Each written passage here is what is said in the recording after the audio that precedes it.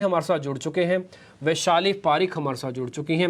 आप दोनों मेहमानों का बहुत बहुत शुक्रिया, थैंक यू वेरी मच आज समय देने के लिए। कुछ और मेहमान भी मेरे साथ कार्यक्रम में जुड़ते जाएंगे, मैं परिचय आपको करवाता जाऊंगा। वैशाली बहुत शुक्रिया, थैंक यू वेरी मच। आप जरा बताइए आपकी रीडिंग क्या है इंडेक्स को लेकर, और दूसरा आप अपने शेयर्स भी बता दीजिएगा back to back. Good morning. Very good morning to all of you.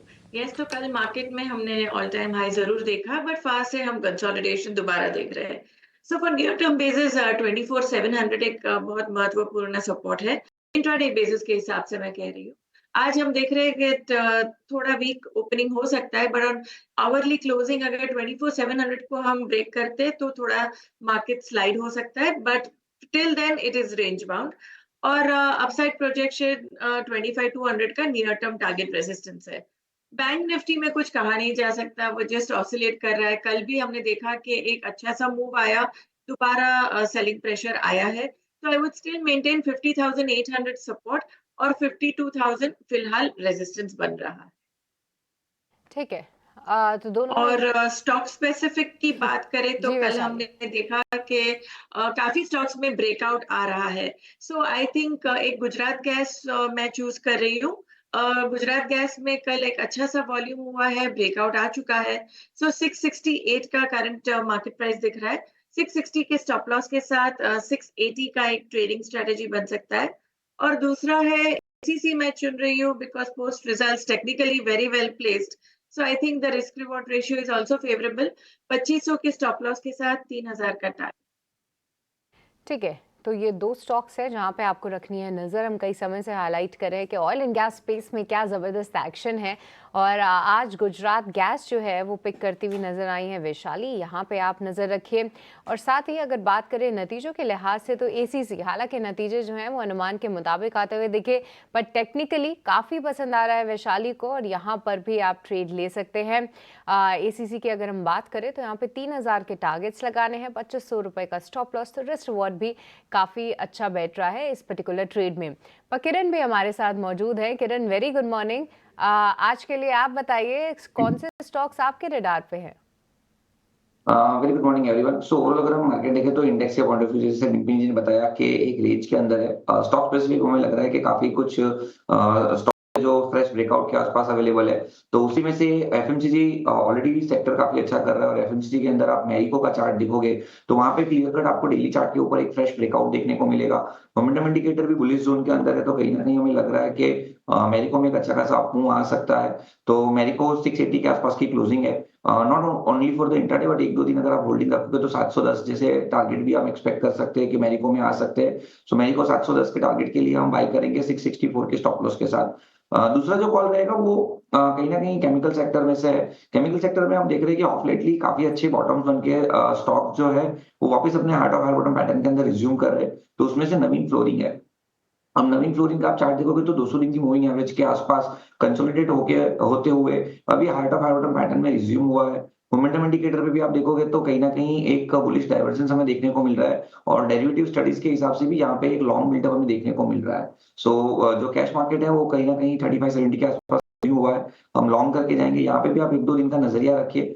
3640 तक के हमारे टारगेट है and 3540 as a stop loss हम मेंटेन करेंगे। सो मैरिको एंड नवीन फ्लोरिंग हमारी तरफ से बाय कॉल रहेंगे। ये दो शेयर नवीन फ्लोरिन हम देख रहे हैं कि केमिकल वाले शेयर चल भी रहे हैं और नवीन फ्लोरिन भी उसमें पार्टिसिपेट कर रहा है। अच्छा, मैरिको ने बीच में थोड़ा सा ब्रीदर लिया था और उसके बाद फिर से ये शेयर चल रहा है। 683 रुपये का भाव है। ये दो शेयर हो गया आपके लिए किरण जी की तरफ से। और वैशाली जी के जो शेयर हैं गुजरात गैस, और दूसरा जो शेयर है वो है एसीसी सीमेंट। हम देख रहे हैं कि थोड़ा सा फोकस में है। ये चार के चार शेयर आपके लिए वैशाली जी की तरफ से। और किरण जी को हमारे साथ जुड़ गए हैं आयुष मेहता। आयुष, बहुत शुक्रिया आपका समय देने के लिए। स्वागत है आपका टी9 स्वदेश पर। आयुष, शुरुआत आपके शेयरों से कर लेते हैं। बताइए आपका फोकस कहाँ रहेगा आज? First of all very good morning to everyone and to all the viewers and the panelist. मेरे यहाँ से दो कॉल होंगे। फर्स्ट बाय कॉल होगा, एक सेल कॉल होगा। बाय कॉल में मुझे भी नवीन फ्लोर पसंद आ रहा था, बट किरण जी ने ऑलरेडी दे दिया है, तो मैं दूसरा स्टॉक दे रहा हूँ यहाँ पे। फर्स्ट जो मुझे पसंद आ रहा है वो बालकृष्ण इंडस्ट्रीज का। अगर बालकृष्ण इंडस्ट्रीज की यहाँ पे बात करें तो एक पेनिंग पैटर्न फॉर्मेशन का ब्रेकआउट देख रहे हैं हम इसके मंथली चार्ट पे। बस काफी टाइम से higher top higher bottom formation है, कंसोलिडेशन का ब्रेकआउट दिया है कल के सेशन में, काफी स्ट्रॉन्ग उसने क्लोजिंग रखी है। प्लस नीचे का हम एक RSI क्रॉसओवर भी देख रहे हैं जो काफी पॉजिटिव कर देता है। Plus Balkrishna industry defensive stock है, डेफिनेटली यहाँ से बाय किया जा सकता है फॉर अ टारगेट ऑफ 3440। यहाँ पे जो आपको स्टॉप लॉस मेंटेन करना हो 3240 का है। सेकंड है मेरा कोटक बैंक के फ्यूचर्स को सेल करने की राय। अगर हम इसकी बात करें तो continuously downward sloping trend line देख रेजिस्टेंस फेस कर रहा है। कल के सेशन में डे मूविंग एवरेज का ब्रेकडाउन भी दिया है और क्लोजिंग भी उसके नीचे रखा है। प्लस एक डाउनवर्ड स्लोपिंग ट्रेंड लाइन का जो इसमें है वो हम वीकली चार्ट पे भी फेस कर रहे हैं रेजिस्टेंस। तो मुझे लगता है कोटक बैंक के फ्यूचर्स को यहाँ से शॉर्ट किया जा सकता है फॉर अ टारगेट ऑफ 1730। यहाँ पे जो आपको स्टॉप लॉस मेंटेन करना है वो 1840 का रहेगा। ठीक है, कोटक बैंक को सेल करना है फ्यूचर्स में, आपको 1730 का टारगेट, 1840 रुपए का स्टॉप लॉस आपको लगा के चलना है। और दूसरा जो शेयर आयुष का है वो है बालकृष्ण इंडस्ट्रीज का, टारगेट 3440 रुपए, स्टॉप लॉस होगा 3240 रुपए का। विनीत बोलिंचकर हमारे साथ जुड़ गए हैं। विनीत जी, बहुत शुक्रिया आपका समय देने के लिए, स्वागत है आपका 18 आवर्स स्वदेश पर। इस बीच खबर आ गई है कि कार्लाइल ने ब्लॉक डील का जो साइज है उसको बढ़ाकर कर दिया है 2511 करोड़ रुपए। ठीक है, इसको हम अपने उसमें अपडेट भी कर लेंगे। पहले 1256 करोड़ रुपए के साइज की बात आई थी। विनीत सर, शुरुआत BNB हाउसिंग से ही कर लेते हैं। वैसे तो हम देखेंगे मतलब कंपनी फंडामेंटली मजबूत है, बिजनेस प्रॉस्पेक्ट भी अच्छे हैं, हालांकि शेयर ने बहुत रिवॉर्ड नहीं किया है अपने निवेशकों को। आप जरा ये बताइए कि कार्लाइल के ये स्टेक सेल को आप किस तरह से देख रहे हैं, और मान लीजिए करेक्शन अगर शेयर में थोड़ा आता है, क्या वो अपॉर्चुनिटी होगा खरीदने के लिए? नहीं, डेफिनेटली अगर कार्लाइल का ब्लॉक आता है मार्केट में, बढ़ के भी आता है, तो आपको जरूर लेना चाहिए, क्योंकि हमें लगता है कि PNB हाउसिंग एक बहुत बढ़िया मैनेजमेंट के अंदर है। मैनेजमेंट बहुत बढ़िया है और उन्होंने टर्न अराउंड भी काफी अच्छा किया हुआ है। NPS भी काफी कंट्रोल में आ गए और दिशा निरीक्षक भी काफी ठीक ठाक चल रहा है। तो हमें लगता है कि ये स्टॉक आपको काफी सस्ता मिल रहा है। अफोर्डेबल हाउसिंग की बूम काफी अच्छी चल रही है और ये कंपनी काफी अच्छी तरह से परफॉर्म करेगी आगे जाके। तो हमें लगता है कि ये स्टॉक अगर आपको डिक्लाइंस में मिले तो आपको अगले 2 साल में 40 से 50% का अपसाइड इजीली मिल सकता है।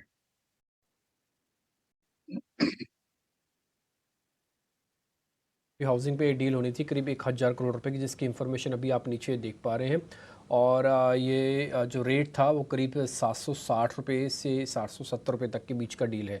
ये 6.4% बन रहा है करीब करीब। तो आप यहाँ पे देख पा रहे हैं आज इस ब्लॉक डील के बारे में, और विनीत सर आपको रिकमेंडेशन भी दे रहे हैं। चलिए अब स्वागत करते हैं चंदन तापड़िया का, और सबसे पहले जानते हैं कि कौन से स्टॉक्स उनके रडार पे हैं। गुड मॉर्निंग चंदन, बहुत बहुत स्वागत है आपका।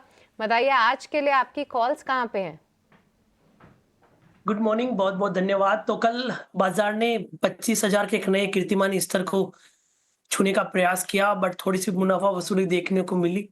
बट ओवरऑल ट्रेंड पॉजिटिव है और मेरा मानना है कि बाय ऑन डिक्लाइन का स्टेंस कंटिन्यू रहेगा, क्योंकि एक तो वोलेटिलिटी लोअर लेवल्स पे है, पुट कॉल रेशियो अपने आप को होल्ड कर रहा है, मार्केट के बेस से ऊपर की तरफ शिफ्ट हो रहे हैं। तो दो ट्रेडिंग आइडियाज की हम बात करें तो पहला ट्रेड रहेगा निफ्टी ऑटो पेक से M&M।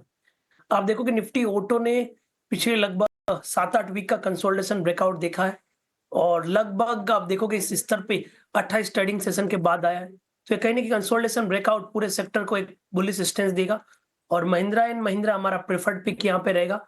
इस स्टॉक में भी आप देखोगे तो पिछले 3 वीक से हल्के से हायर स्विंग्स बन रहे हैं, कंसोलिडेशन ब्रेकआउट हुआ है, खरीदारी की सलाह रखेंगे। 2875 का स्टॉप लॉस रहेगा, ऊपर में लगभग 3050 तक के टारगेट के लिए। तो पहला ट्रेड रहेगा महिंद्रा एंड महिंद्रा 3050 प्लस तक के टारगेट के लिए। दूसरा ट्रेड यहाँ रहेगा ABFRL, Aditya Birla fashion retail limited.